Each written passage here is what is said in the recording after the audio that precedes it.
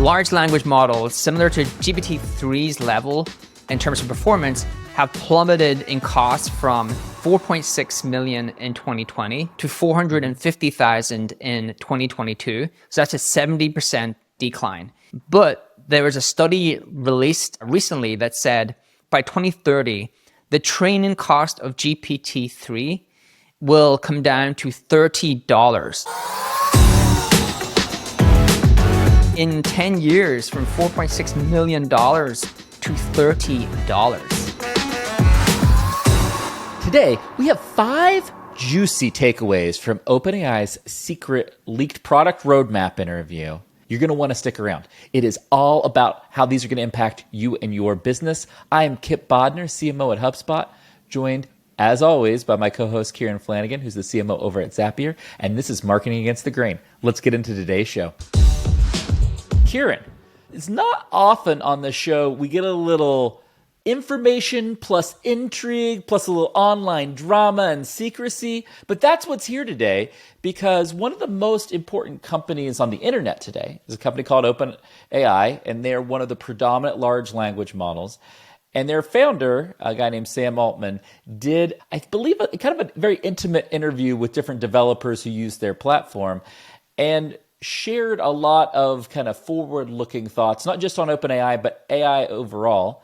Then that meeting kind of got leaked and published online. Then it got taken down. Like, break it down for everybody. What actually happened here? There was this article going around, I think it's been doing the rounds, and it was Sam Altman hanging out with some developers, talking freely about OpenAI's future roadmap, and the article seems to have disappeared, but if you go in the Wayback Machine, you can actually get snippets of it. And I thought what would be cool is to go through 5 of the biggest points and really just jam on them. So yes, the first one is, what is the biggest limitation for AI companies at the moment? And this is really good for NVIDIA, and it's why they're going to be a $1 trillion company. It is because the biggest limitation all these companies have right now is GPU shortages. And that is the thing they are most struggling with, is the GPU shortages. No one can get them. They're impossible to get. And that is the biggest limitation to AI models progressing right now.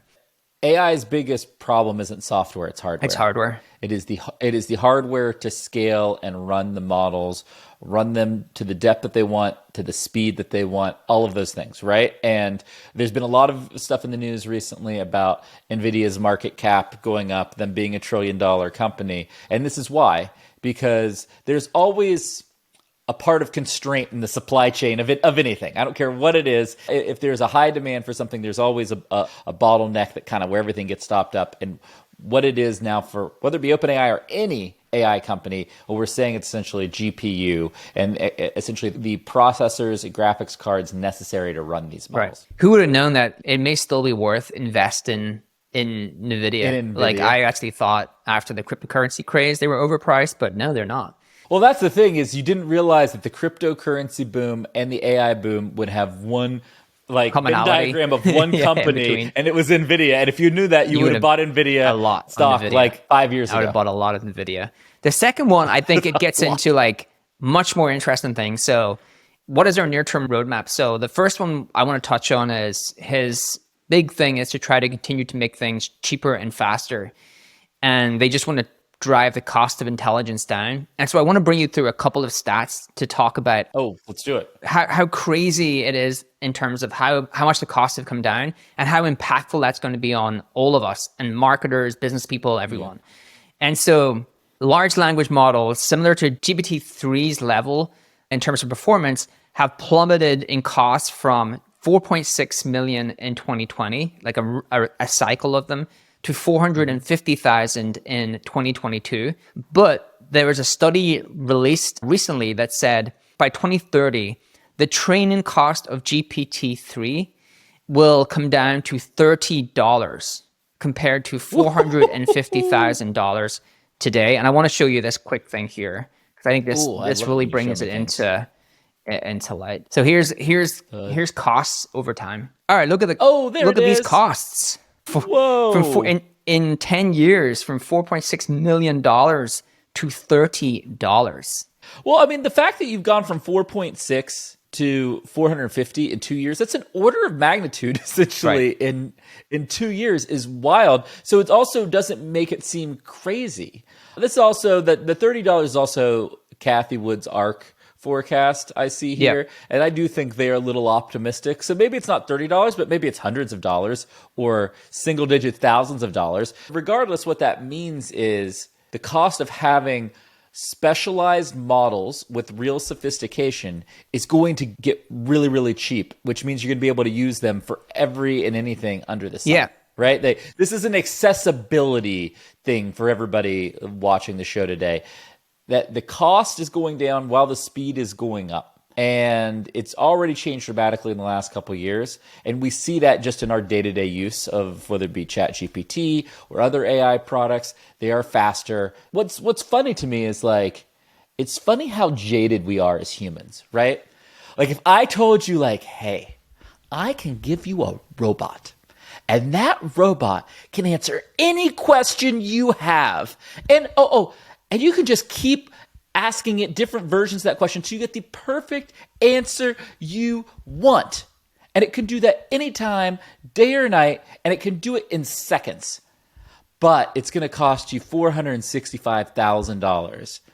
Most businesses would have been like, great. I'll take that every day. Sign me up. That sounds incredibly cheap. Just the amount of it. And now we're talking about that going way cheaper. The innovation unlock. Let me just give you another incredible stat about this. This is why cheaper matters, is because coming back to like the discussion we've had about Google having suddenly much more competitors and how transformative it's going to be to have these kind of costs. You can actually have chatbot applications similar to ChatGPT level, GPT-4, deployable on a massive scale. So it is estimated that it will cost around $650 to run 1 billion queries in this new world. Just put this into equivalent of Google, and that's they think it has the potential to run 8.5 billion searches per day for $650, which is equivalent to Google search. Nuts. That's how much Google does each and every day. Yeah, so for each and every day, search volume. You can actually compete on Google in terms of like magnitude of scale with a ChatGPT type experience for $650 a day. $650 Which, a day. if that's true, everybody's like, well, so what? Like Google just means Google's going to save a bunch of money. Yes, and it also just means you could run a very specialized, highly verticalized search engine for anything. That is like ultra precise for a certain vertical. It's like, cool, I can now run the best auto parts database and search in the entire world. Right? I take all these OEM parts and everything from auto suppliers, I train a model on it, and I can monetize it for millions of dollars a year instead of tens or hundreds of millions of dollars a year and have a nice business because my costs are so low. And this is one of the things that you and I have been talking about for a while, is that we're going to have more smaller businesses because costs are going to come down so low that you can have a more niche and more focused business. You can have more smaller businesses, and then because of the costs, every singular company is going to have a copilot, like some sort of copilot experience. Yes. So like this is a good example here of coding, right? So this is showing you the minutes reduction in time to do work between a human and an AI. So this is a copilot for coding, and it's showing you there's a reduction in 55% in terms of like the amount of minutes it takes me to do the same amount of work. And this is what's happening is like, okay, well, we're getting this stuff much cheaper. I can like build an equivalent of Google ChatGPT comparable to like the same scale as Google for $650. How am I not going to have a copilot to do a bunch of work for me within my company, and everything becomes some form of like human and AI partnership to get work done? And I think that's the big thing for our listeners to understand. Like costs are really important. Like it might just sound like, oh, cost, like why is that the most important thing? It's the most important thing because that scale of reduction in costs to really just nominal costs. It creates economic viability. It creates for everybody. It lets everybody into the game. And that's incredible. So Kieran, think about this. I work at HubSpot. We're in the customer relationship management software market where people, basically upload their contacts, they manage those contacts, engage with those contacts, accounts, companies, etc. You were at HubSpot for a long time. You understand that game. The big thing in CRM, for example, is custom objects. And that's an object that allows you to take disparate types of information, run a formula, and create like a very singular field for a human to see or for an automation to act on, etc. Right? What you're saying here is that we will have custom models like custom objects. Yes. That every company running a CRM will have multiple custom models to do parts of their activities. It's not just like one Copilot. There's going to be lots of very niche Copilots for different parts of your customer 100%. experience. You're going to be running different kind of Copilots and custom models in the same way that companies today are running custom objects. At the end, I think we are going to see this commoditization and accessibility of models proliferate into every part of business. And I think we think of them as like these big centralized things right now. They are going to be as small and as normal as like a custom object in a CRM. Exactly. I've seen more and more AI founders tell me they're going vertical. They're going to start vertical and apply their model to a vertical and then try to figure out how to replicate that per vertical. The reason they're doing that is because they're trying to figure out how to be much more sticky. And I think that's a really important thing, is like they're trying to figure out how not to get commoditized. So that's cheap. The second part of the roadmap he talked about, which is one of the more important things, were like context windows. And so I wanted to give our listeners a quick example of why context windows is the second thing that is like really, really important in terms of like evolution of AI models. And so this is like the current kind of setup, right? Like this is token limits you can have, which are context windows. So token limits is basically how much data can that AI session hold, so you can manipulate that data and do something with it. So this is like Google Bard all the way down to Claude. So Claude's from Anthropic. They have 100,000 tokens that you can use. And so to put that into language that I think a lot of our listeners will understand. So imagine there's a Chrome extension from a company called Cake AI. It allows you to actually create transcripts for a YouTube video. So let's say I want to go and figure out how these YouTube videos, or I want to go and get some summaries of YouTube videos that are performing really, really well, but I don't have the time to like watch hours and hours of footage. So I get my Cake AI Chrome extension and I can just get the transcriptions for those. And so if I was using GPT-4, I can actually add the transcription into GPT-4 and get it to summarize that and then start querying the actual data. Now, given its current token limit, that's about a 10 to 12 minute YouTube video. That's what I could get done in GPT-4. In Claude, I can get done a 2-hour YouTube video. So I can get the transcript for a 2-hour YouTube video, like one of my Lex Friedman, where he's like really going intense on aliens, which I really love. Like, where are all these aliens? They're out there somewhere. You would totally watch the Lex Friedman. I watch all the alien stuff on Lex Friedman. I know other people watch other stuff. I like when he gets into the aliens. But you can get a 2-hour Lex Friedman video, and you can put it onto, you can actually go through, if you want to do this today, and you want to use Claude, go to Poe. So Poe is the chatbot from Quora.com, and they actually allow you to query different models. And you can just go to use Claude through Poe, add in the transcription, and get the 100K token limit today. So you can actually go do that today through Poe. And I think that's what Sam Altman was talking about, is he wants to continue to get more and more context for people into these sessions and have bigger and bigger token limits. Because there's two sides of this, right? And this is something, if you're watching, I want you to really understand. The first side is, as a user, you're like, wow, I want much higher token limits for all of the use cases you just said, Kieran. Complex contracts, strategy documents, university lectures, all of those things where you're like, wow, I would love this to be extremely well summarized or repackaged or what have you. Then the flip side of it, Kieran, is all of these models, as token limits get bigger, they have a much better ingestion of information, feedback loops. The models get better and better as they have more information to be trained on. And when you have bigger token limits, you can train on more information, right? Exactly. So this is one of those win-win things. So if you're somebody like OpenAI or Anthropic, what have you, expanding that token limit gives you some unfair advantage in your model and how that model's built and continues to train. Right. He wants to get to 1 million tokens which means that you can have that amount of, so like, let's again, keep That's going crazy. with the YouTube video.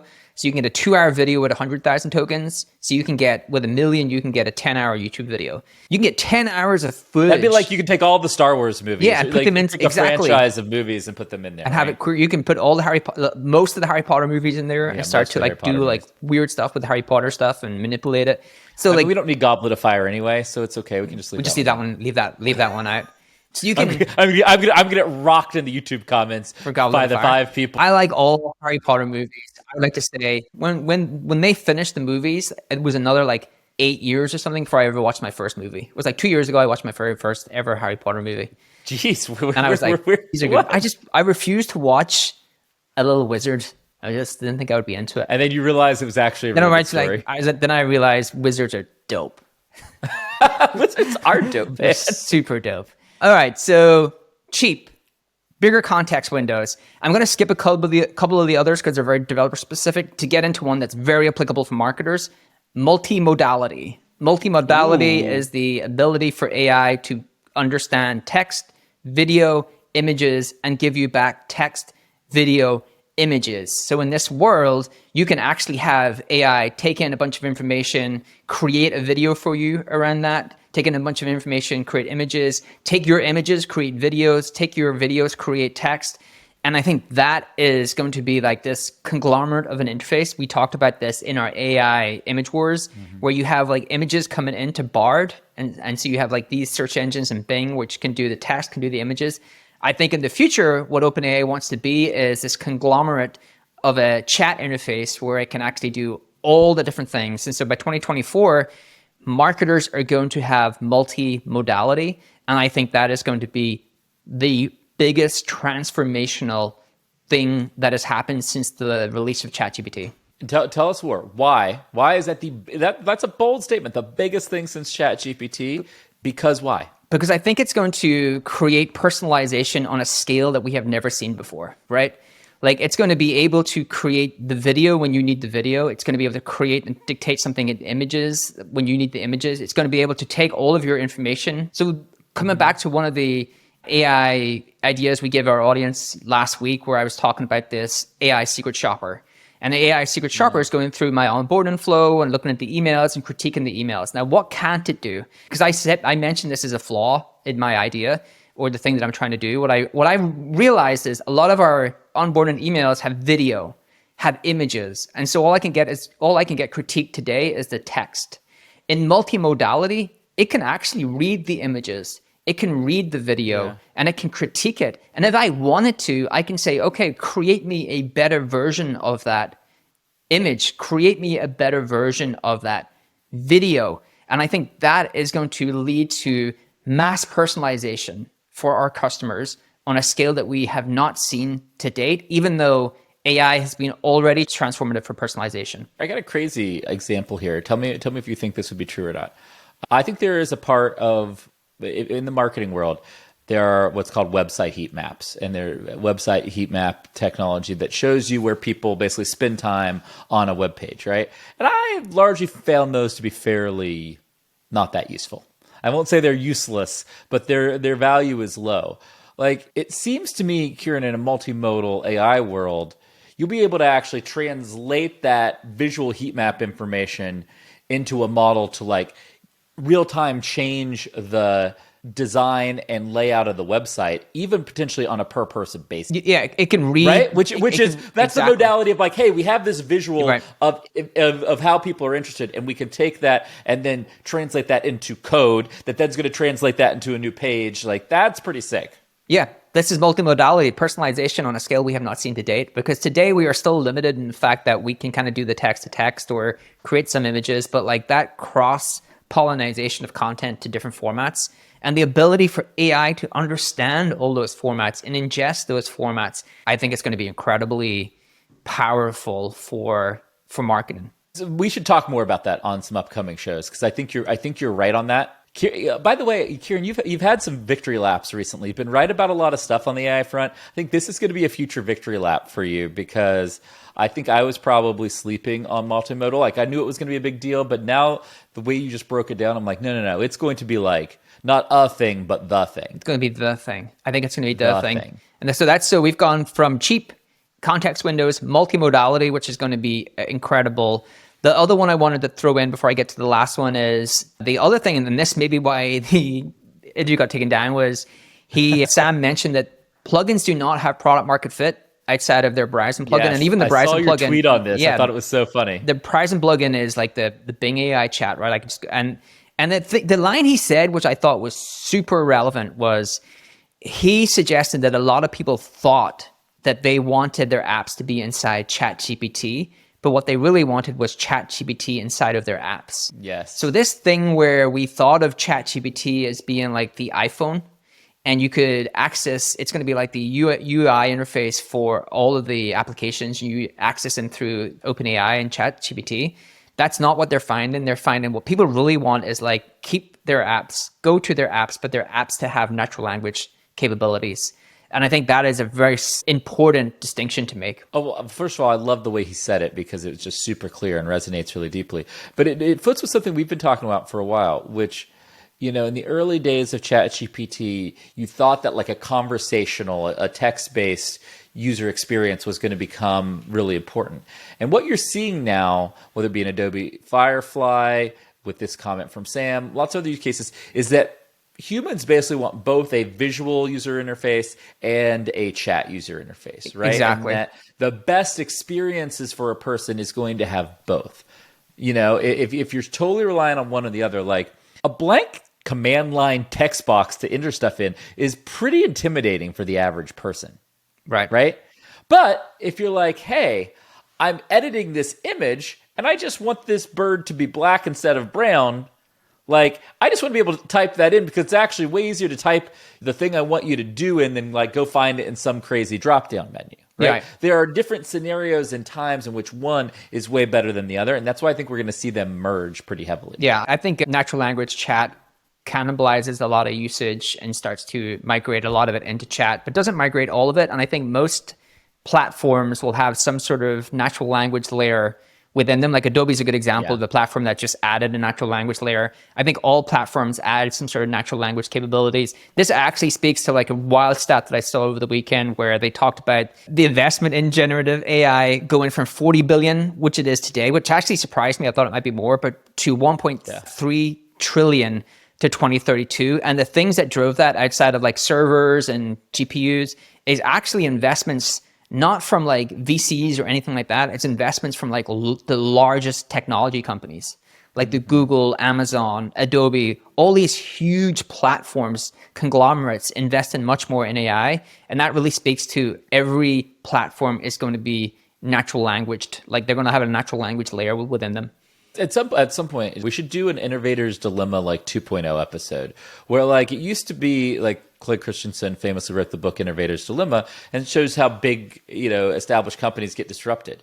Everybody's read that book and the big companies are getting really good at evolving and investing. Not getting disrupted. And I think we should talk about what it looks like, what the new version of that Innovator's Dilemma are. I think we have some ideas, so we should do that. That's why Facebook buy WhatsApp. That's why Facebook buy Instagram, because Mark's read that book. He's out there, he's doing the Murph in under 40 minutes. And now you're having government regulators kind of block that and basically cause the Innovator's Dilemma, which is a whole different thing. Mark Zuckerberg, man.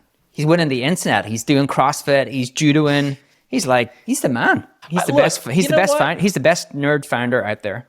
I'm gonna put it down. I've been on record that all I actually want is for billionaires to be cool and be billionaires. I think Zuckerberg's cool. Like if you're gonna be a billionaire, like own a big part of an island in Hawaii, be super healthy. Dude, Zuckerberg rented out. Like he's killing it. The entire UFC do these fights in this thing called Apex, and he has a favorite fighter. She's a Brazilian fighter.